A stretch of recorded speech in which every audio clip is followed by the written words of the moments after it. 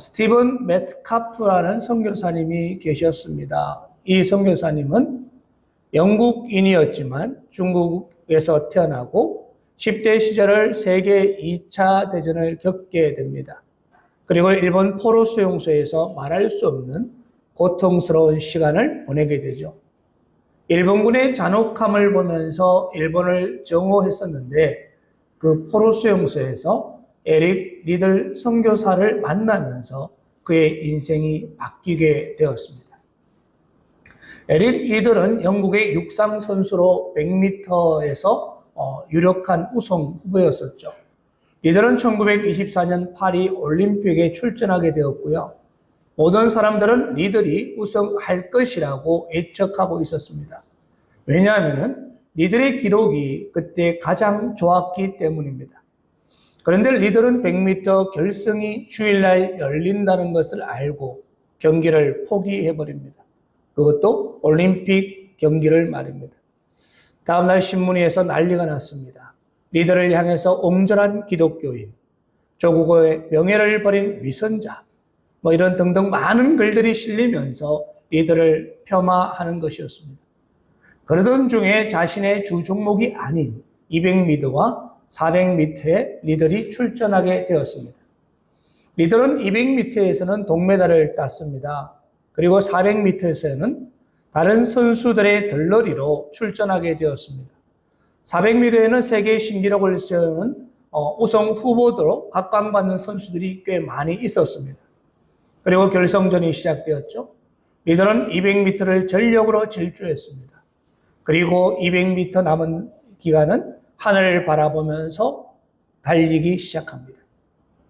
결국 리들은 400m를 47초 6이라는 그 당시 세계 신기록을 세우며 금메달을 따게 되죠.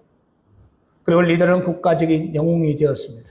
신문에서는 다시 리들에 대해서 글을 적으며 이렇게 이야기하는 것입니다. 위대한 그리스도인, 진정한 크리스찬, 그러면서 찬사를 하는 것이었습니다. 그런 일약 국가적인 영웅이 되었습니다. 후에 리들은 이야기합니다. 200m를 달릴 때는 자신이 달렸지만 그리고 나머지 200m는 하나님이 자신을 달리게 하셨다라고 고백했습니다. 그런데요, 이런 모든 명예와 부를 포기하고 리들은 24세의 젊은 나이에 중국 선교사로 헌신하는 것이었습니다. 중국에서 20여 년을 선교사로 헌신하다가 일본의 포로 수용소에서 뇌출혈로 세상을 떠나게 되었습니다. 스티븐 메트카프는 에릭 리들과 성경 공부를 하다가 원수를 사랑하라는 말씀으로 논쟁을 하게 되었어요. 자신과 자신의 가족을 힘들게 하고 무서운 죄를 짓는 일본을 사랑할 수가 없었던 것이죠. 그때 에릭 리들은 메트카프에게 일본을 사랑하라고, 일본인을 사랑하라고 가르칩니다. 일본인을 위해서 기도하라고 가르치는 것이었습니다. 정말 기도하기 싫었지만 하는 수 없이 일본 사람을 위해 기도하다가 메트카프의 마음이 뒤집어지는 것이었습니다. 전쟁이 끝난 후에 메트카프는 일본 선교사로 헌신하게 되는 것이었어요. 하나님께서 메트카프의 마음을 변화시켜 주신 것이었죠. 메트카프는 이야기합니다. 자신의 몸을 하나님께 산제물로 바치는 것이 자신이 진짜 살 길이라는 것을 깨달았다라고 이야기합니다. 자신의 몸을 산제물로 바치는 삶, 그 삶을 메트카프는 선택한 것이었습니다. 그래서 오늘은 우리 자신의 몸을 산제물로 바치는 삶, 즉 영적 예배에 대해서 같이 살펴보려고 합니다. 로마서를 보면 로마서는 크게 두 부분으로 나뉠 수가 있어요. 1장에서 11장까지와 12장에서 16장까지로 나뉠 수가 있습니다. 1장에서 11장은 교리적인 부분을 이야기하고 있고요. 12장에서 16장은 윤리적인 부분으로 삶에 대한 이야기를 하고 있습니다. 첫 번째 교리적인 부분의 내용은 죄인인 인간이 어떻게 의로우신 하나님과 관계를 맺을 수 있느냐 하는 것이었어요. 아무리 노력하고 애를 써도 죄인인 인간의 모습으로 어떻게는 하나님과 관계할 수 있는 방법이 없다는 것이었습니다. 그러한 인간을 위해서 하나님께서 하나밖에 없는 아들 예수 그리스도를 이 땅에 보내주시고 예수 그리스도는 우리의 죄를 위해서 십자가에서 돌아가시는 것이었습니다. 하나님은 우리를 사랑하셔서 우리를 살리시고 독생자 아들 예수 그리스도가 아닌 우리를 선택하신 것이었습니다.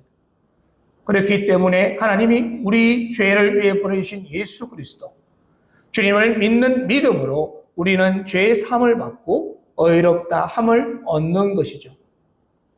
이제 우리는 예수를 믿음으로 죄의 사함을 받고 의롭다 함을 얻었습니다. 그러면 의롭다 함을 얻은 우리는 하나님 앞에서 어떻게 살아가야 하는 걸까요? 어떻게 살아가야 올바른 삶이라고 이야기할 수 있을까요? 이 문제를 바울은 로마서 12장에서 이야기합니다. 12장 1절입니다. 그러므로 형제들아 내가 하나님의 모든 자비하심으로 너희를 권하노니 너희 몸을 하나님이 기뻐하시는 거룩한 산 제물로 드리라. 이는 너희가 드릴 영적 예배니라. 아멘. 12장을 시작하면서 그러므로라고 시작합니다. 그러므로는 접속사잖아요.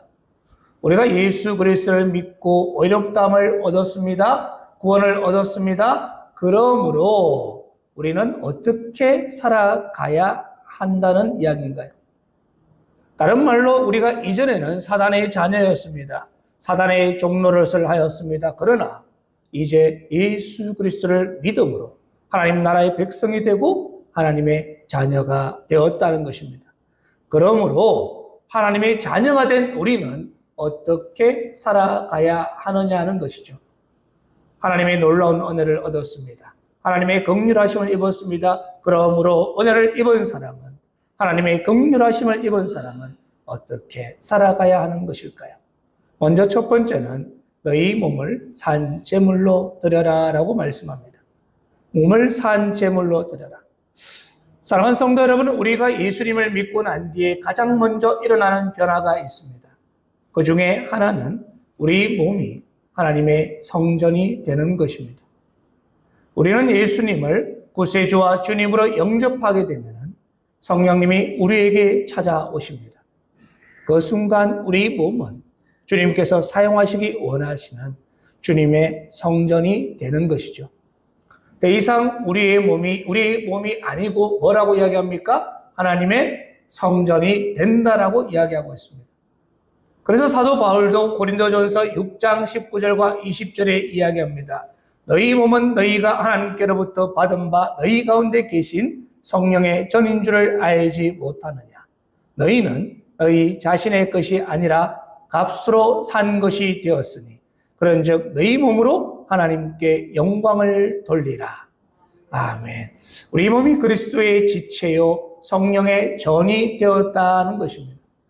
우리가 구원받았을 때 우리 영혼만 구원받는 것이 아닙니다. 우리 몸도 우리 영혼과 함께 구원을 받는 것이죠.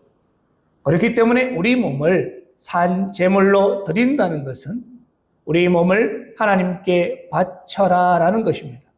즉 자신의 몸을 하나님의 것으로 여기고 살아가라는 것이죠. 우리 몸을 하나님께 바치는데 어떻게 바치라고요? 거룩한 산 제물로 바쳐라라고 이야기합니다. 두 번째, 그래서 거룩한 산 제물로 드리라.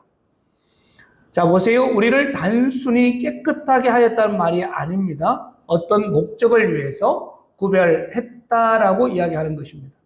무엇을 위해서 우리를 구별했다고 이야기하고 계십니까? 하나님의 복음을 위해서, 하나님의 영광을 위해서, 하나님께 드리기 위해서 우리를 거룩하게 구별하였다라고 말하고 있는 것입니다.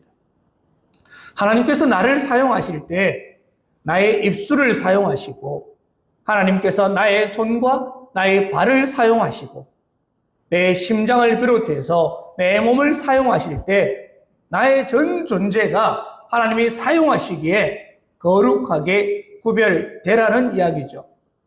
이제는 하나님이 나를 사용하시기 때문에 거룩하게 구별되라는 것이었습니다.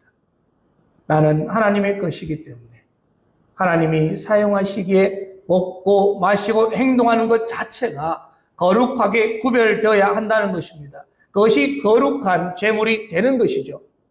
또한 본문은요, 우리 몸을 어떻게 하라고 이야기합니까? 산 제물로 드리라라고 말씀하고 있습니다. 구약 시대에는 제단 위에다가 제물을 올려놓고 각을 떠서 번제로 드렸습니다. 죽은 제물이고 피를 흘린 제물만 하나님께 드려졌습니다. 그런데 바울은 지금 무엇을 얘기하고 있습니까? 지금 살아있는 제물로 드려라 라고 이야기하고 있습니다. 이것은 이미 예수님이 자신을 희생해서 영원한 제물로 우리를 위해서 죽어 주셨기 때문에 이제는 더 이상 동물을 잡아서 죽여서 드리는 죽은 제사를 드릴 필요가 없으니 살아있는 제물로 제사를 드려라 라고 하는 것입니다. 제물인데 살아있어야 합니다. 이것은 살아있는 자기 자신을 하나님께 드리는 것이죠. 조금 더 나아가서 이제는 내가 사는 것이 아니라 내 안에 예수 그리스도가 내 안에서 삶을 살아가는 것입니다. 그래서 우리는 예수님이라면 어떻게 말씀을 하셨을까? 말을 할 때도 행동을 할 때도 예수님이라면 어떻게 행동하셨을까? 예수님이라면 어떻게 하셨을까를 생각하시면서 말을 하고 행동하면서 살아가라는 거예요. 이것이 우리가 하나님께 드릴 영적 예배입니다. 이것이 우리가 드릴 마땅한 예배라는 것이죠. 요한복음 4장 23절은 기록합니다. 아버지께 참되게 예배하는 자들은 영과 진리로 예배할 때가 오나니 곧 이때라. 아버지께서는 자기에게 이렇게 예배하는 자들을 찾으시느니라. 하나님은 말씀하셨습니다. 예배하는 자를 찾으신다고 말씀하십니다. 그 말씀은 지금도 하나님은 예배하는 자를 찾고 계신다는 것이죠. 어떻게 예배하는 자를 찾고 계십니까?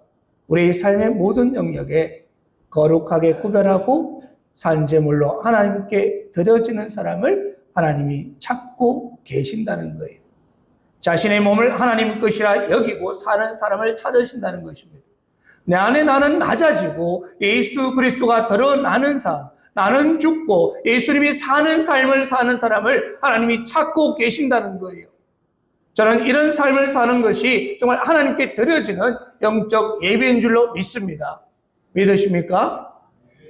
영적 예배는요, 원문을 참고해서 번역하면 다음과 같습니다. 영적, 헬라어로 로기켄이라고 이야기하는데요. 우리가 생각하는 어떤 신령한 이런 의미가 아닙니다. 신령한이란 의미가 아니라 마땅하다라는 뜻을 가지고 있습니다. 마땅하다. 마땅한. 즉, 그러므로 영적 예배는 우리가 마땅히 드릴 예배를 이야기하는 거예요. 당연히 드려지는 예배.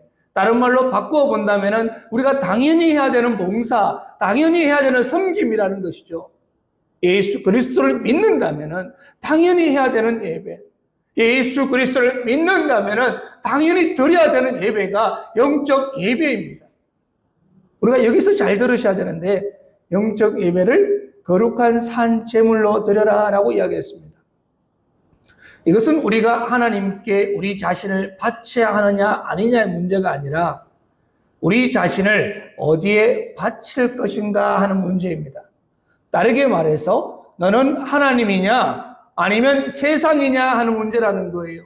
너는 하나님께 너를 바칠 것이냐 아니면 세상에게 너를 내어줄 것이냐 하는 문제라는 것입니다. 그래서 12장 2절은 기록합니다. 너희는 이 세대를 본받지 말고 오직 마음을 새롭게 함으로 변화를 받아 하나님의 선하시고 기뻐하시고 온전한 뜻이 무엇인지 분별하도록 하라. 우리 같이 한번 읽어볼까요? 다시 시작. 너희는 이 세대를 본받지 말고 하나님의 선하시고 기뻐하시고 온전하신 뜻이 무엇인지 분별하도록 하라. 아멘. 먼저 이 세대를 본받지 말라라고 말씀하십니다. 이 세대는 하나님의 나라의 적대적인 세력입니다. 하나님께 드려지지 않는 사람은 이 세대의 풍조를 따라가는 사람이라는 것이죠. 성경은 이 세대를 악한 세대, 엄란한 세대, 믿음이 없고 패역한 세대라고 이야기하고 있습니다. 또한 본받지 말라라고 하는 이 말도 보시면은 현재형이지만 수동태 명령형입니다. 이 말은 명령이지만 지금 지속적인 의미가 있다는 거예요. 이 말은 계속되고 있다는 이야기입니다. 바울은 성도들이 세상을 쫓을 필요가 없을 뿐만 아니라 앞으로도 그럴 필요가 없다라는 사실을 이야기하고 있습니다. 성도는 세상을 쫓아갈 필요가 없다는 것이죠. 그런데 세상 속에 살아가는 우리는 어떻게 세상을 쫓지 않을 수 있을까요? 우리가 세상을 쫓지 않으려면 우리 가운데 변화가 일어나야 합니다. 본문에서는 말합니다. 변화를 받으라라고 말합니다. 변화를 받아. 여기서 변화를 받으라라는 단어는 트랜스폼이라는 단어가 사용되었습니다. 트랜스폼은 모양만 바뀌는 것이 아니라 그 질적으로 다 바뀌어지는 것을 이야기합니다. 마치 가나 혼인잔치에서 물이 포도주로 완전히 바뀐 것처럼 우리의 모든 것이 질적으로 양쪽으로 다 바뀌어지는 것을 이야기하는 거예요. 이제는 완전히 다른 존재가 되는 것을 의미한다는 것입니다. 이전과 다른 존재로 바뀌어라라고 말하는 것이죠. 그렇다면 우리는 어떻게 하면 바뀔 수 있을까요? 어떻게 하면 변화될 수 있을까요? 이전과 다른 존재로 어떻게 하면 변화가 되는 것일까요? 성경은 우리가 변할 수 있다라고 이야기하죠. 어떻게요? 마음을 새롭게 함으로 변화를 받을 수 있다는 것입니다. 마음을 새롭게 함으로. 그래서 두 번째, 마음을 새롭게 함으로 변화를 받으라라고 이야기합니다. 마음을 새롭게 함으로 변화를 받는다는 것은 일시적으로 변하는 것이 아니에요. 지속적으로 계속 변화가 되는 것을 이야기합니다. 이것은 점진적으로 점점점 더 새롭게 바뀌어 간다는 것입니다. 이런 변화가 하루아침에 일어나는 것이 아니에요. 하루아침에 일어나지 않습니다. 그러나 조금씩 마음을 새롭게 함으로 변화가 일어나면서 계속 바뀌어 가는 것을 이야기하는 것입니다.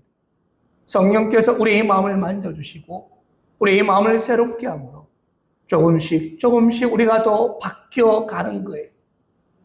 여기서 변화를 받으라는 단어도 수동태로 쓰여져 있습니다. 수동태라는 것은 조건이 형성되면 변화가 가능하다는 것이죠.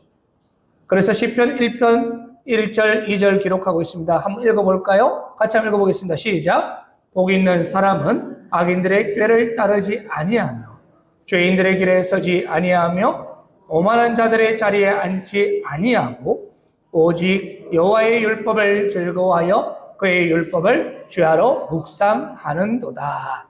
아멘. 오늘 여기서 보니까 악인을 따라가는 형태가 세 가지 단어로 기록합니다.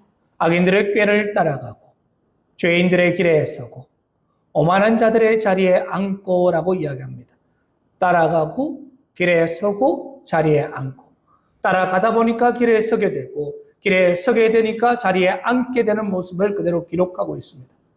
그렇습니다. 우리가 변화를 받으려고 한다면 악인들의 꾀임을 따라가지 않는 것이었습니다.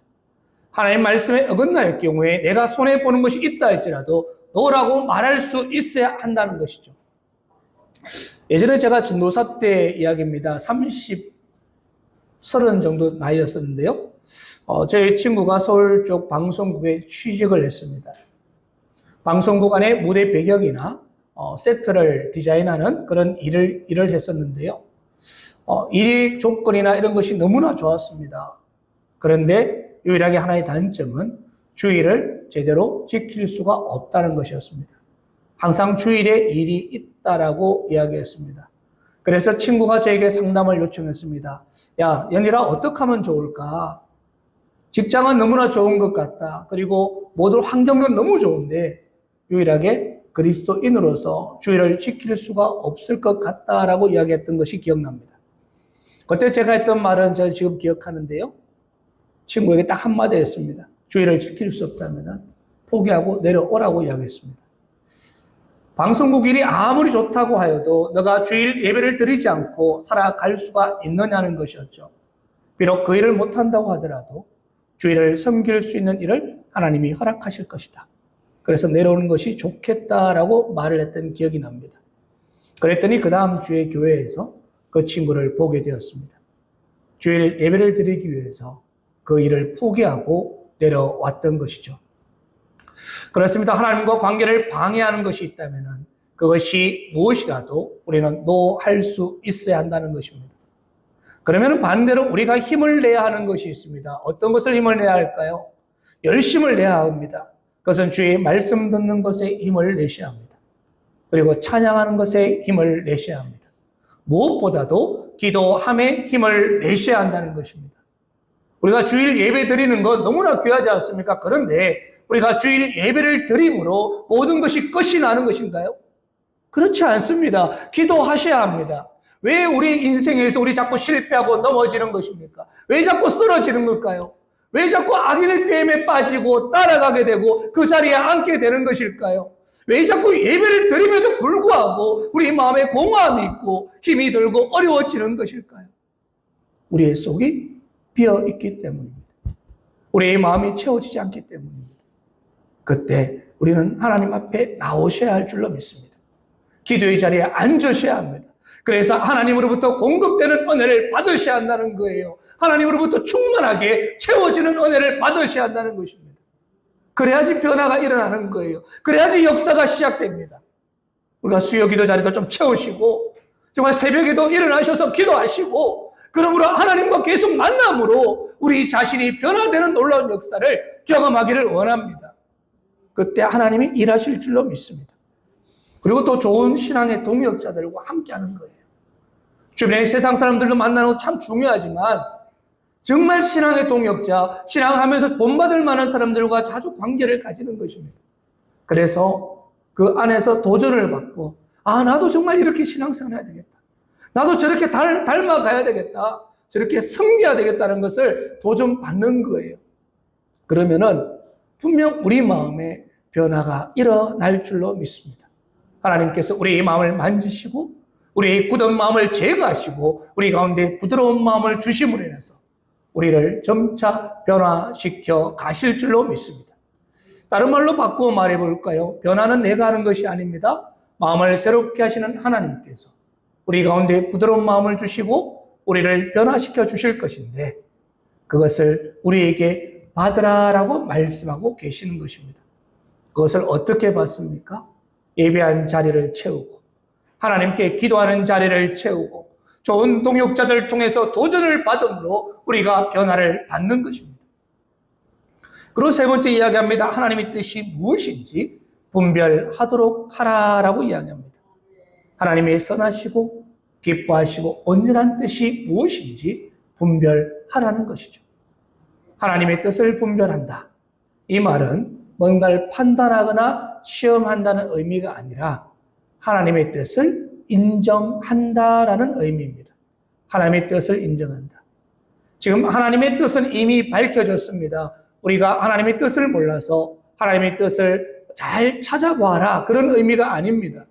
이미 밝혀진 하나님의 뜻을 잘 기억하고 그것을 인정하라는 거예요. 자기 마음대로 살아가지 말고 하나님께서 우리에게 말씀하신 그것을 인정하고 그 말씀대로 순종하며 살아가라라고 이야기하는 것입니다. 로마서 1장에서 11장까지 하나님은 하나님의 뜻을 계속해서 말씀하고 계십니다. 하나님은 세상을 구원하기를 원하시고 하나님은 우리가 거룩하게 살기를 원하시고 하나님은 우리의 삶의 목표를 하나님이 기뻐하는 삶, 하나님의 영광이 되는 삶을 살기를 원하신다는 거예요. 말씀을 한번 정리합니다. 우리가 드릴 영적 예배는 우리 몸을 하나님이 기뻐하시는 거룩한 산제물로 드리는 것입니다. 또한 이 세대를 본받지 말고 오직 마음을 새롭게 함으로 변화를 받아 하나님의 선하시고 기뻐하시고 온전한 뜻이 무엇인지 분별하는 것입니다. 날마다 말씀으로 채우시고 기도로 충만히 채우셔서 정말 우리 마음을 새롭게 함으로 변화를 받으시기를 간절히 원합니다.